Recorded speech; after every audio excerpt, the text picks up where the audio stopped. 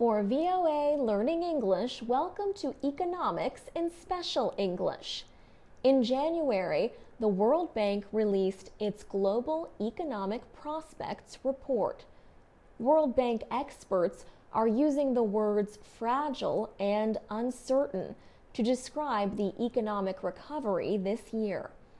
Their report predicts the global economy will grow a little over 2% in 2013 and slightly more in the following 2 years.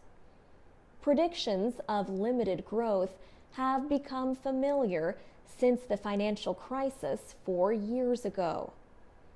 Wealthy countries are expected to have slower growth than developing ones as they deal with larger amounts of debt and big budget deficits.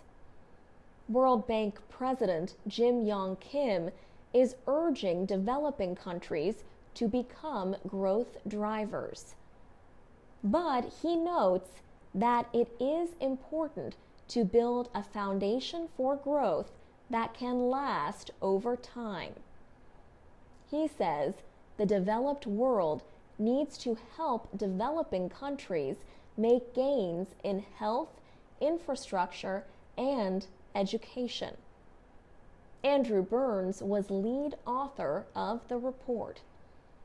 He says it is not only important to build roads and bridges, but to invest money in health care and effort in government reforms.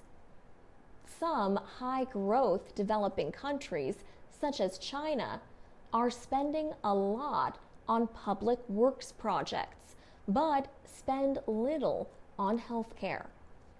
The World Bank president says Europe and America have approved some measures to deal with economic weakness.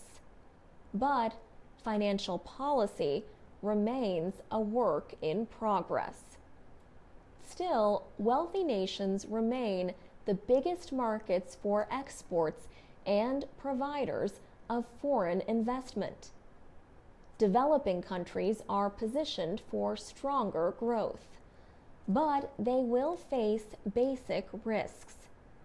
World Bank Chief Kim said he is concerned that low grain supplies could bring high food prices, hurting the poor. For VOA Learning English, I'm Alex Villarreal.